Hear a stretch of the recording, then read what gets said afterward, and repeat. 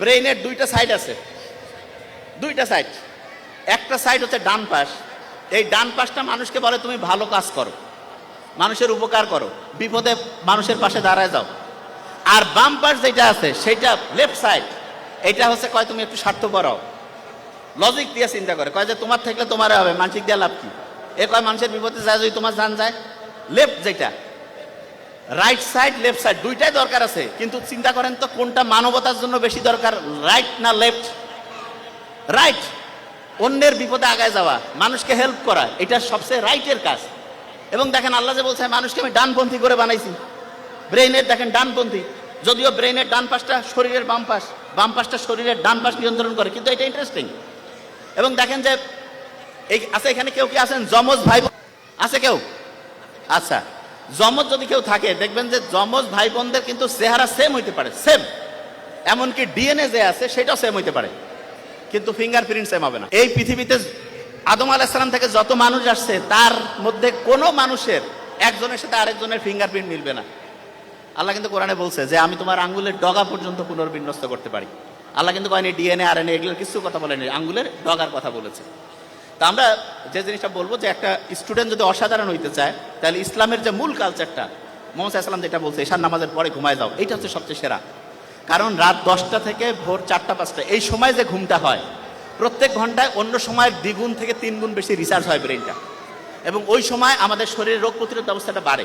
আর যেই রুমে আপনার সন্তানকে রাখবেন সেই রুমে একটু গাছ লাগাবেন, এবং পারলে জানালার মধ্যে জানালা দিয়ে গাছ দেখা যায় এরকম ব্যবস্থা রাখবেন। তাইলে কি হবে আপনি শুনলে অবাক হবেন, আপনার মন খারাপ হইলে গাছের ছায়ার নিচে গেলে মনটা একটু ভালো হয় না? বিজ্ঞানীরা এখন দেখছে ফাইটোসাইট বলে একটা উপাদান আছে, সেটা আমাদের শরীরের যে রোগ প্রতিরোধ ব্যবস্থা ওকে যে উৎসাহিত করে, কয় আরো ভালো করে কাজ করো, মনটা তখন চাঙ্গা হয়ে যায়।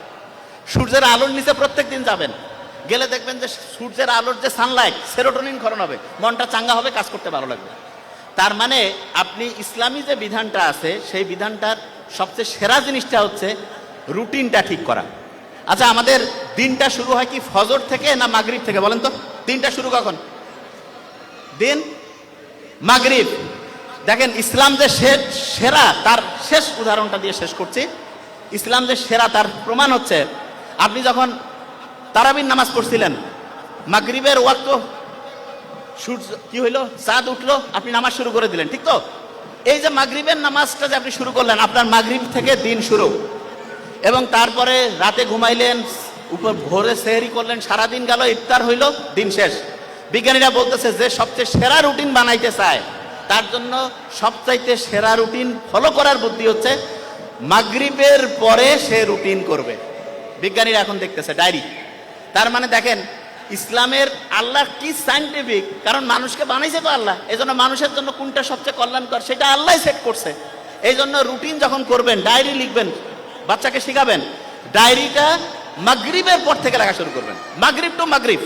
আপনার রাতে আপনি কখন ঘুমাবেন, অনেকে ঘুমাচ্ছে রাত 2টায়, হয় ভোরে উঠবে 5টা, হয় কি পাবে? জীবনে পারবে না, কারণ আপনার ব্রেইনে 6-7 ঘন্টা ঘুম দরকার আছে। এই কারণে আপনি মাগরিবের রুটিন করে ফেললেন যে আমি 10টার মধ্যে ঘুমাই যাবো, ভোর 4টা-5টায় উঠবো, উঠে একটু পড়াশোনা করব, তারপরে দিনে একটু সূর্যের নিচে হাঁটাহাঁটি করবো, বুক ভরে শ্বাস নিবো, ছাড়বো, এবং সব সময় 2টা কাজ করবেন।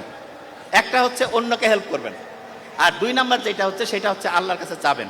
বিজ্ঞানীরা দেখছে 2টা কাজ কেউ যদি করে, লাস্ট 2টা কথা, একটা হচ্ছে কেউ যদি সবসময় অন্যকে বিপদে হেল্প করে, আর যদি কেউ হচ্ছে রেগুলার প্রেয়ার করে, তাহলে তার ডিপ্রেশন, অ্যাংজাইটি এগুলোর কারণে মৃত্যুর যে সম্ভাবনা 30% থেকে কমতে কমতে কমতে 0% হয়ে যাবে। তা আমরা আশা করি প্রত্যেকে ইসলামের নিয়মগুলো মানবো এবং অসাধারণ জীবন ব্যবস্থার মধ্যে চলে যাব। Thank you so much. আসসালামু আলাইকুম।